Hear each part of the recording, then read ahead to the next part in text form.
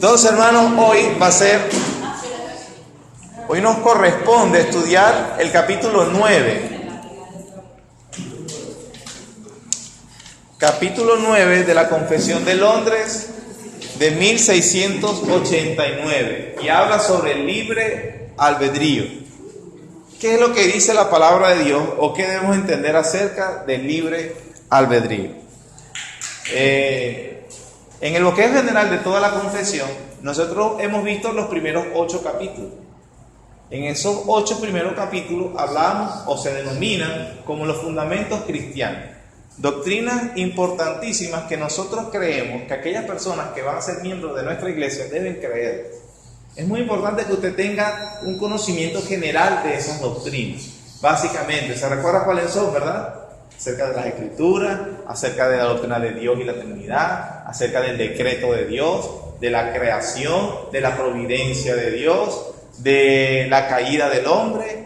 El capítulo 7 habla de, ese es el 8, Cristo el mediador y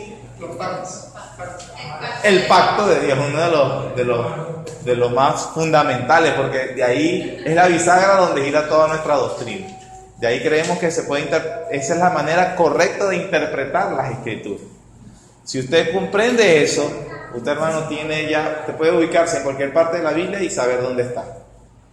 Amén. Aparte de esa clase que estuvimos viendo, el pastor había estado en una excelente clases los domingos en la escuela dominical, importantísimo.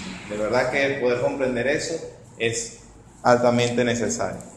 Esta segunda sección que comienza el día de hoy es lo que los teólogos bautistas han llamado la religión experimental, es decir, la salvación aplicada. En los primeros 8 vimos lo que debemos entender como fundamentos cristianos, y en los capítulos 9 al 13 vamos a ver lo que sucede en el hombre cuando le llega la salvación, o qué es lo que el hombre debe saber, qué debemos entender por eso. Y comienza con uno de los capítulos o una de las doctrinas más controversiales, es acerca del libre albedrío. Con el favor del Señor vamos a tratar de explicar qué debemos entender, porque yo he escuchado pastores, predicadores, reformados, decir algo sobre el libre albedrío y haciendo énfasis que realmente no es como se debe ver. Entonces, con el favor del Señor, esperamos explicarlo de una manera mejor. Entonces, ubiquémonos en el capítulo 9 de la Confesión de Londres, el libre albedrío. Entonces, vamos a ver en dos partes generales se dividen los 5 párrafos. Son 5 párrafos cortos. Entonces, ellos se dividen en dos. En 2 partes. El primer párrafo hace una definición de la libertad humana. Recuerden, el primer párrafo hace una definición de la libertad humana. Lo leemos, dice: Dios ha dotado la voluntad del hombre de una libertad natural y de poder, vean lo que dice, y de poder para actuar por elección propia, que no es forzada ni determinada a hacer bien o mal por ninguna necesidad de la naturaleza. Está corto, claro y sencillo. Dios ha dotado la voluntad del hombre de una libertad natural y de poder para actuar por elección propia, que no es forzada ni determinada a hacer bien o mal por ninguna necesidad de la naturaleza. A veces la gente me pregunta, pero los hombres tienen libertad para decidir. Que si nosotros asumimos lo que dice la confesión en el párrafo 1, ¿debemos responder sí o no? Sí. Por supuesto. La Biblia define, y así lo creyeron los bautistas puritanos del siglo XVII. El hombre tiene una capacidad para decidir por voluntad propia. Hay capacidad para decidir. En segundo lugar, los párrafos del 2 al 5 nos van a hablar de los estados de la libertad humana. Hermanos, si nosotros comprendemos estas dos cosas, usted no va a tener más nunca problema con el tema del libre albedrío. pero es muy necesario esto. El hombre tiene capacidad para decidir, para tomar decisiones. Parece que sí. Según la confesión, sí. Según la palabra de Dios, sí. Entonces, los párrafos 2 al 5 nos van a explicar los estados en que existe esa libertad humana. Y eso es lo que vamos a seguir aprendiendo con el favor de Dios. Ok. Nos habla, el párrafo 2 al 5 nos va a hablar, por ejemplo, el párrafo 2 nos va a hablar del libre albedrío en el estado de inocencia. El párrafo 3 nos va a hablar del libre albedrío en el estado del pecado. El párrafo 4 nos va a hablar del libre albedrío en el estado de gracia. Y el párrafo 5 nos va a hablar del libre albedrío en el estado de gloria. Entonces, a veces la gente me pregunta, ¿tienen los hombres libre albedrío? Sí. Sí. Pero ese libre albedrío existe en 4 estados diferentes. O existió y existe y existirá en 4 estados diferentes. Tranquilo que vamos a comprender. Antes de eso, vamos entonces a dar definiciones básicas fundamentales. Vamos a dar definiciones básicas fundamentales. ¿Qué es el libre albedrío? ¿O qué debemos entender? Un teólogo claro lo definió así. Estas palabras fueron escritas para repudiar aquellas filosofías que explican la conducta humana en términos de leyes físico-químicas. El hombre no es una máquina. Sus voliciones, es decir, su voluntad, no pueden ser descritas por ecuaciones matemáticas como los movimientos de los planetas. Sus esperanzas, planes y actividades no son controladas por condiciones físicas. Él no está determinado por ninguna necesidad de la naturaleza.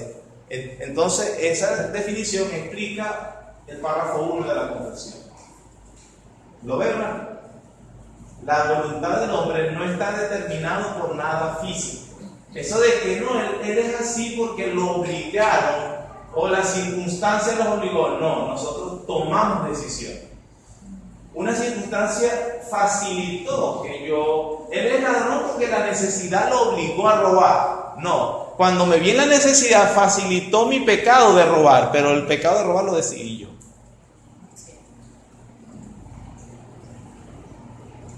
Yo no te hubiese sido infiel si tú me hubieses atendido como te correspondería, entonces, pero tú me obligaste, tú me abandonaste y me obligaste.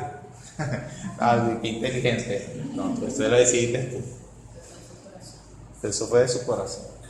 Entonces, la decisión humana no puede ser definida por cuestiones físicas o ecuaciones matemáticas, sino que hay una situación donde el hombre decide, tiene una voluntad propia. El hombre tiene la capacidad para decidir. Sigamos. Perdón. Otro teólogo, Williamson, lo definió así. Con libre albedrío, queremos decir que la voluntad del hombre no se ve coaccionada. Queremos decir que el hombre no se ve forzado por algún poder externo más grande que él a hacer algo que él no quiere hacer. Es decir, que él está libre de hacer lo que él quiere hacer dentro de los límites de su habilidad.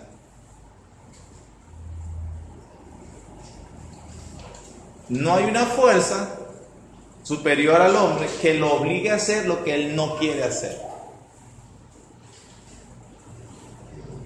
Bueno, a veces, eso estamos hablando acerca de cuando yo tengo decisiones propias. Obviamente estamos hablando que el Señor es soberano y que Él nos pone que las cosas inclusive que decidamos no escapan de su control. Pero lo que estamos queriendo decir con la capacidad de decidir es que, por ejemplo, Satanás me obligó a hacer algo. Eso es falso.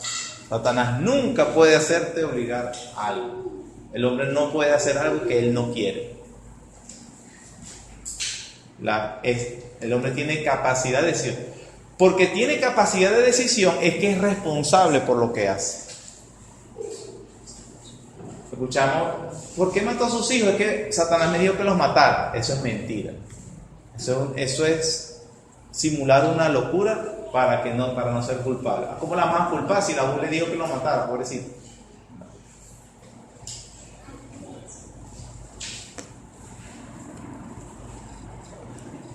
Otro también lo define así. Roger Small. Lo que nos agrada refleja lo que somos en el corazón. Así es el corazón, es decir, la naturaleza interior, que dirige al hombre, no su voluntad. La voluntad nunca puede ser libre de la naturaleza interna del ser donde se encuentra. Un pato, por ejemplo, puesto entre un estanque de agua y un montón de arena, siempre escoge el agua. ¿Por qué? El pato escoge según sus gustos. Tiene libre albedrío dentro de los límites de su naturaleza. Si pones el estanque de agua y un estanque de arena, ¿a dónde va a elegir el pato? ¿Lo vamos a obligar a escoger el agua? No, él es libre. Pero él va a ser libre dentro de los límites de ¿qué? Ahí está el punto clave. Él es libre de actuar dentro de los límites de su naturaleza. Agarra usted un tigre hambriento, le pone alpiste y le pone carne roja, así bien roja, suculenta, y deja que él decida dónde va a comer. ¿Qué va a coger el tigre? ¿Por qué? ¿Usted tiene que obligar al tigre a comer carne? No, él libremente, voluntariamente va a buscar la carne porque esa es su naturaleza. Y ahí está la clave. Los hombres actúan libremente en los límites de su naturaleza. Entonces vamos a empezar a definir los 4 estados en que existe la naturaleza humana. Y el mejor ejemplo de eso, yo le voy a dar un ejemplo que lo va a terminar de convencer o sellar la verdad, que va a ser definitivo. Entonces, vamos a ver el primero. Párrafo 2. Dice así: el hombre, en su estado de inocencia, tenía libertad y poder para querer y hacer lo que era bueno y agradable a Dios, pero era mudable y podía caer de dicho estado.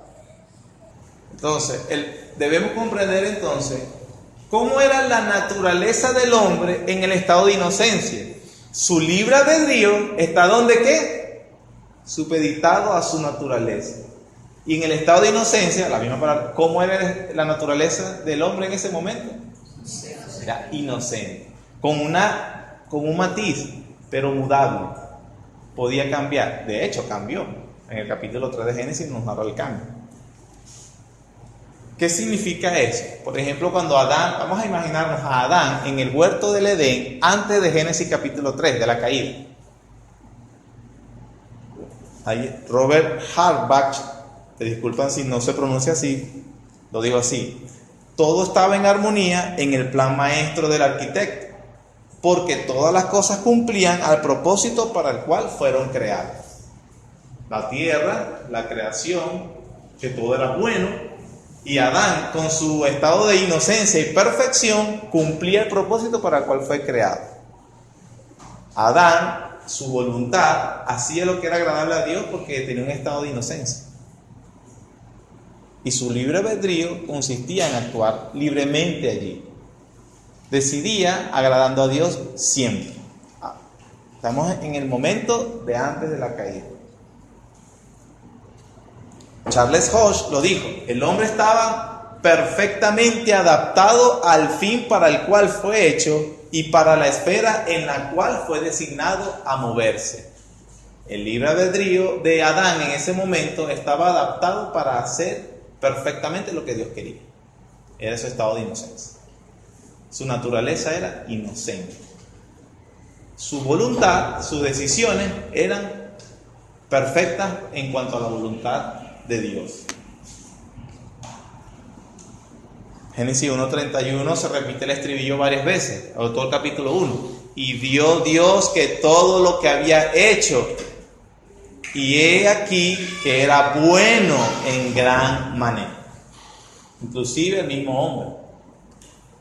Eclesiastés 7:29 lo reafirma, dice, he aquí, solamente esto he hallado, que Dios hizo al hombre como recto, pero ellos buscaron muchas perversiones.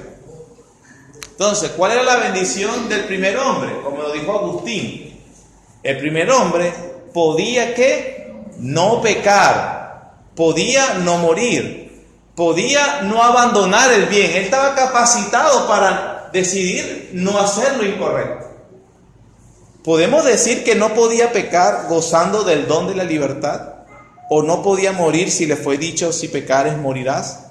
¿O no podía abandonar el bien si lo abandonó por el pecado y por eso murió? Por tanto, la primera libertad de la voluntad era poder ¿qué? La primera libertad era poder no morir. La primera posibilidad de la perseverancia era poder no abandonar el bien. Entonces vemos que en el estado de inocencia, el libre albedrío de Adán estaba en los límites de su naturaleza, y su naturaleza era como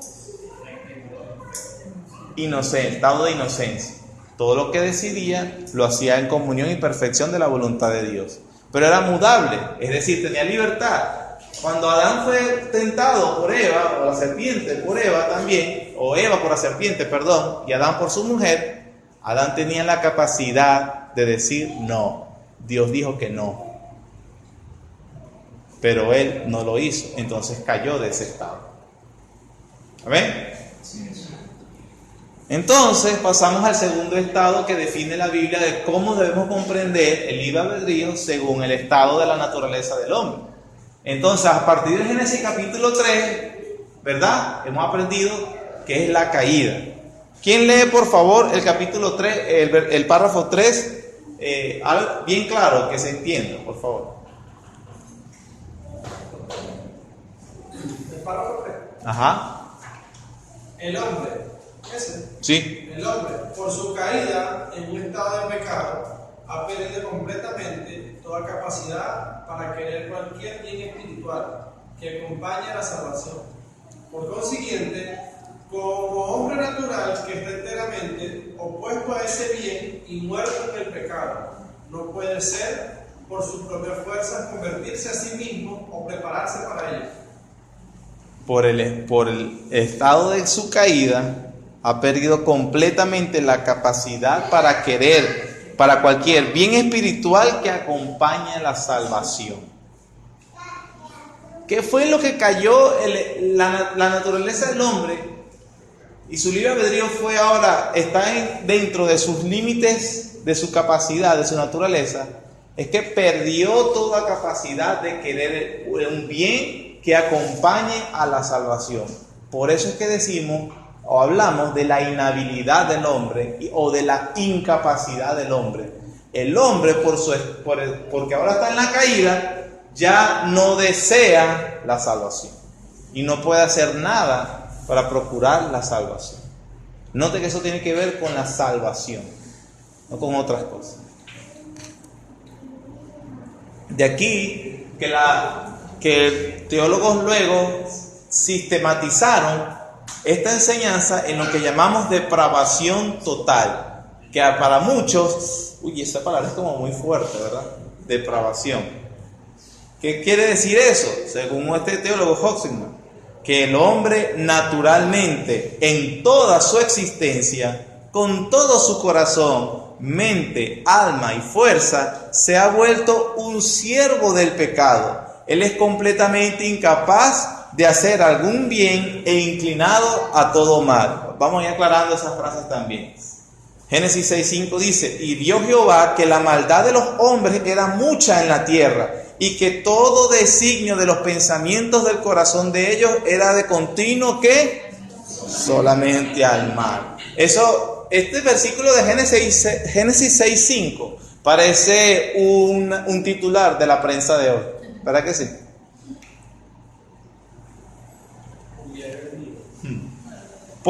Génesis 8:21, porque el intento del corazón del hombre es malo ¿desde cuándo? Y eso está hablando acerca desde que nace. Jeremías 17, engañoso es el corazón más que todas las cosas y perverso. ¿Quién lo conocerá? Una pregunta retórica. Nadie. Estando atestados de toda injusticia, fornicación, perversidad, avaricia, maldad, llenos de envidia, homicidios, contiendas, engaños, malignidades, murmuradores, detractores, aborrecedores de Dios, injuriosos, soberbios, altivos, inventores de males, desobedientes a los padres, necios, desleales, sin afecto natural, implacables, sin misericordia, quienes habiendo entendido el juicio de Dios, que los que practican tales cosas son dignos de ¿qué? No solo las hacen, sino que también se complace con las que la practican. Es decir, aquellos movimientos que ahorita están tratando de justificar todo este tipo de pecados son condenables con él.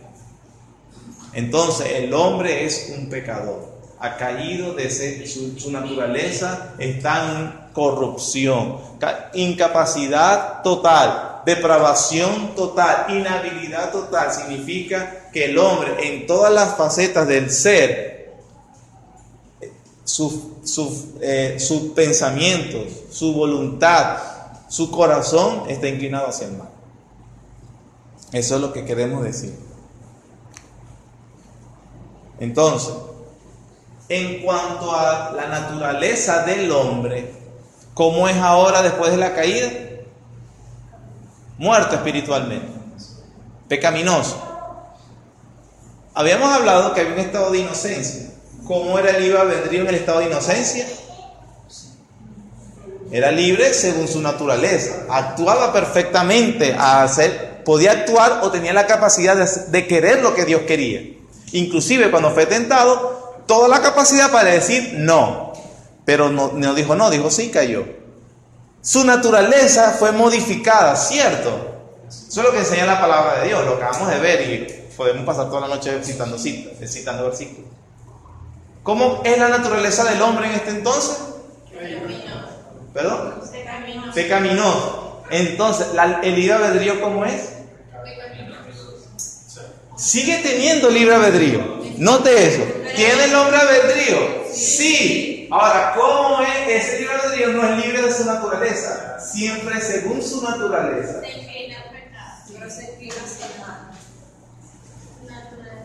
Natural. ¿Quiénes están bajo la caída? Entonces, ¿recuerdan al tigre con el alpiste y con la carne? Ahora vamos a poner al hombre y le ponemos a Dios y al diablo. En la caída, decida usted para dónde quiere ir. ¿Y qué va a elegir según la Biblia? Al diablo siempre. Siempre. Eso es lo que debemos entender. Ahora, ¿él es obligado a ir al diablo? Él es responsable, tiene libre albedrío. Pero decidirá siempre ir al mal. Eso es lo que enseña la palabra. Eso es lo que hemos visto entonces. El libre albedrío siempre existe, siempre lo tiene. Y ese albedrío sí existe de acuerdo a la naturaleza. Vamos a leer el cuarto párrafo, que habla acerca del libre albedrío en el estado de gracia. Dice: cuando Dios convierte a un pecador y lo traslada al estado de gracia, lo libra de su servidumbre natural bajo el pecado y por su sola gracia lo capacita para querer y obrar libremente lo que es espiritualmente bueno. Sin embargo, por razón de la corrupción que todavía le queda, no quiere ni perfecta ni únicamente lo que es bueno, sino también quiere lo que es malo.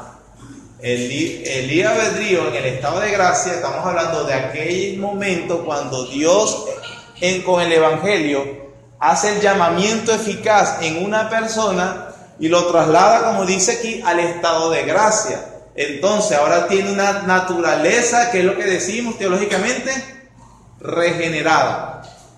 Pero esa naturaleza regenerada, como lo ha definido aquí estos hermanos en la confesión, no quiere el bien única y perfectamente, sino que también quiere lo que es malo. Es lo que también hemos llamado el pecado remanente. Pues no hago lo que quiero, sino el mal que aborrezco, eso hago.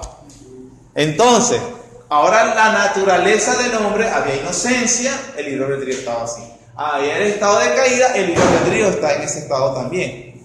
Ahora hay un tercero, el estado de gracia. El libre albedrío continúa, que es la capacidad que Dios le da al hombre para liberarlo del pecado. Entonces, actuar lo que Dios quiere, lo ha libertado, él puede entonces libremente buscar a Dios. Pero dice también que este estado no es perfecto, él también libremente busca el pecado. Es la lucha que tenemos todos los creyentes. Por eso es que dice Efesios, y Él os dio vida a vosotros cuando estabais muertos en vuestros delitos y pecados. La frase os dio vida debe ser entendida como que la naturaleza espiritual fue otra vez recuperada por Dios. O sea, Él colocó vida espiritual, porque estaban muertos. Ya que estaban muertos, decidían libremente siempre al diablo, al pecado, al mal. Libremente, sin coacción. ¿Se recuerdan las primeras definiciones? Que no hay un poder superior que te dice qué decidir. No, tú decides. Pero como estabas muerto, decidías siempre el mal libremente. Dios ha dado vida en esa muerte, entonces significa que podemos elegir el bien. En este caso es Jesucristo. Los cuales, Juan 1.3, hablando de los hijos de Dios, los cuales no son engendrados de sangre, o sea, no vienen por nacimiento natural, ni de voluntad de carne. Dos personas no se ponen, vamos a ponernos de acuerdo para ser un cristiano, no puede, la voluntad del hombre, ni de voluntad de varón, sino ¿quién? Dios hace esa obra sobrenatural en el muerto espiritual, le da vida. Él, hablando de Dios, de su voluntad, nos hizo ¿qué? Nacer por la palabra de verdad, para que seamos primicias de sus criaturas. Santiago 1.18. Bendito el Dios y Padre de nuestro Señor Jesucristo, que según su grande misericordia nos hizo ¿qué? ¿Por qué es bendito Dios? Porque yo debería alabar a Dios porque yo soy cristiano. Porque si Él me ha dejado a que yo decida por mi libre albedrío, hermanos, ¿qué hubiese decidido yo? Siempre al diablo, siempre al mal, siempre al infierno. Y por eso Pedro lo entiende, los cristianos deberían entenderlo y deberían arrodillarse. Bendito sea Dios que por su misericordia, porque si lo deja a mí, yo no hubiese venido a Él, pero Él me hizo renacer. Y por eso yo vine.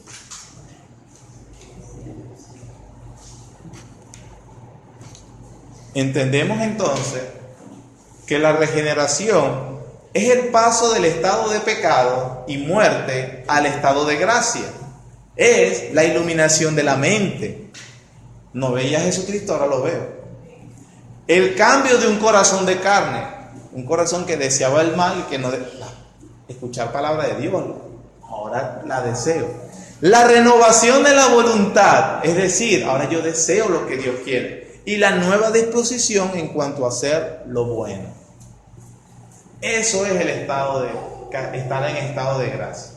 Es por eso que a los cristianos se les llama y se les demanda a que vivan de acuerdo a las misericordias que Dios les ha dado, pues los liberó de la esclavitud del pecado. Ahora ellos pueden libremente hacer la voluntad de Dios. Hermano, hacer la voluntad de Dios ya no es algo pesado para pero entonces tengo que hacer eso ahora. No, porque fuiste liberado. No hay un ser más libre que Él haga lo que quiere hacer, pero cumplir con su responsabilidad y amar lo que hace. En este caso, los cristianos se les demanda que cumplan la voluntad de Dios. ¡Ay, qué difícil! Él ahora le agrada el hacer tu voluntad, oh Dios, me ha que agradado. Por eso es que Juan puede decir que cumplamos sus mandamientos. Sus mandamientos no son gravosos. ¿Qué? ¿Que tengo que guardarme puro? No, mira la tentación, mira las opciones. Yo soy un hombre joven, viril. Yo necesito experimentar. Yo soy una mujer joven, con mucha pasión. Bueno, así habla un muerto espiritual. Pero para mi Señor, mi cuerpo, mi mente, tuyo, Dios. Y me da alegría, me gozo, me regocijo de hacer tu voluntad. Es una obligación leer la Biblia. Ay, qué mal. Te he obligado a leer la Biblia. Cuando dice la Biblia que tus palabras me eran más dulces que la miel, que es mejor que la plata. Hermano, tú de verdad percibes que cuando entiendes la palabra de Dios, cuando aprendes, es mejor que el oro refinado. Deseables son más que el oro, más que mucho oro refinado, y dulce más que la miel que destila del panal. Eso lo dijo un hombre que era el rey David. Pero él había experimentado que habían más gozos en Dios que en cualquier cosa. En cualquier cosa. ¿Por qué? Porque esa es la promesa de Dios, Ezequiel 36. Os daré corazón nuevo y pondré espíritu nuevo dentro de vosotros. Quitaré de vuestra carne el corazón de piedra y os daré un corazón de carne. Y pondré dentro de vosotros mi espíritu y haré que andéis en mis estatutos y guardéis mis preceptos y los pongáis por obra. Entonces, ¿cómo sé yo que fui regenerado? ¿Cómo fui yo que fui trasladado al estado de gracia? ¿Cómo sé yo que en verdad nací de nuevo? Ay, sí, es la voluntad de Dios, pero entonces no es mi elección, sino si es Dios lo que eligió. Bueno, si está ocurriendo esto, Él ha impuesto una nueva naturaleza, una inclinación al bien. Hemos dicho, pero no es perfectamente... no pecamos. ¿Cómo nos sentimos cuando pecamos? ¿Cómo nos sentimos?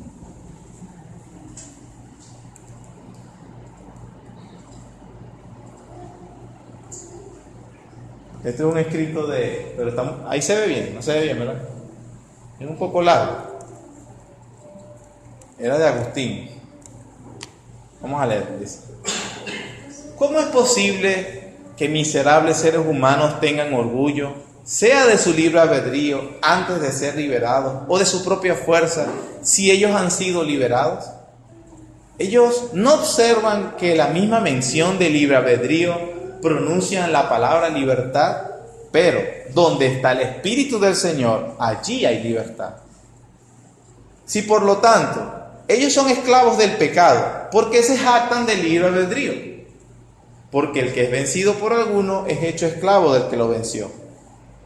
Pero si ellos han sido libertados, ¿por qué hablan de sí mismos como si lo hubieran hecho ellos mismos? ¿Por qué se jactan como si su libertad no fuera un regalo? ¿O ellos son tan libres que no lo tienen a Él como su Señor, que les dice: sin mí nada podéis hacer? Y si el Hijo libertare, seréis verdaderamente libres. Eso lo dijo Agustín ya en el siglo IV. Acerca, hermano, de la bendición que es estar en la naturaleza, en el estado de gracia. El último párrafo, con esto vamos a terminar.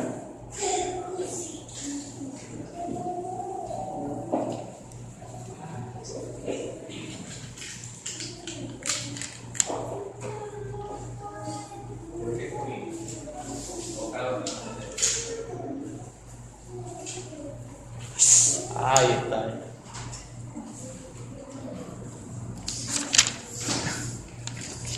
El último párrafo es el párrafo 5. Dice así: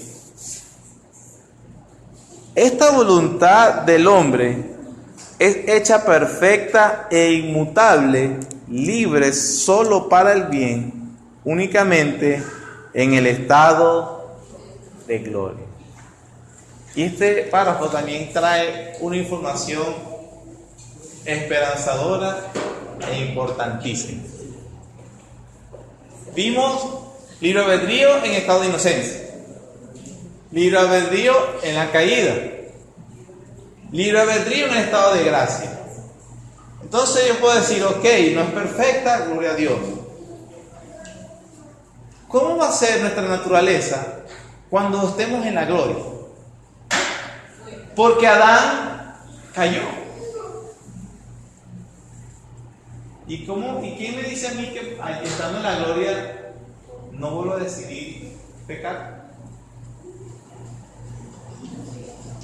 No tenemos ningún tipo de seguridad.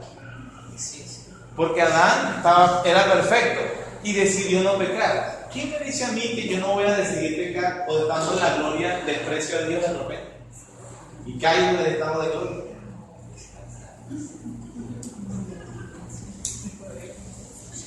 Porque esta es la promesa de la palabra de Dios, hermano. Que seremos redimidos y estaremos en una naturaleza, en una condición mejor, superior que la de Adán antes de la caída.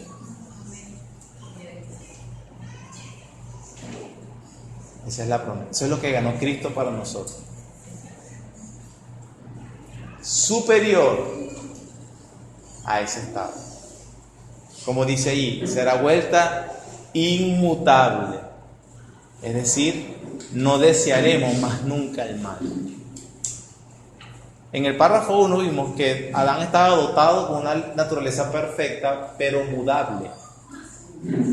Nosotros seremos puestos en una naturaleza que será incambiable. Algunas personas objetan el tema del libre albedrío, pero precisamente porque se enseña incorrectamente. Yo escuchaba a personas cristianos decir, bien intencionados, el hombre no tiene libre albedrío. ¿Y qué hemos estado aprendiendo hasta ahorita? Sí lo tiene. Es solo que él no actúa fuera de su naturaleza humana. Ahora, un ejemplo que yo les prometí, un ejemplo que los iba a ayudar. Vamos a tener a Dios. Pregunto, ¿Dios puede mentir? La Biblia dice que Él no puede mentir. ¿Dios puede hacer mal? ¿Por qué Él no puede mentir? Su naturaleza es santa, justa y buena. Siempre hará lo bueno. Así es su naturaleza. ¿Ve? Él es el ser más libre de todos, pero su libertad está condicionada a su estado, a su naturaleza. Los hombres tienen libre albedrío condicionados a su naturaleza. Por eso es que ellos pueden decidir el mal. En el estado de gloria, nuestra naturaleza será semejante a la de Cristo. Querer solo perfectamente hacer el bien. Perfectamente hacer el bien. Amén. Sí.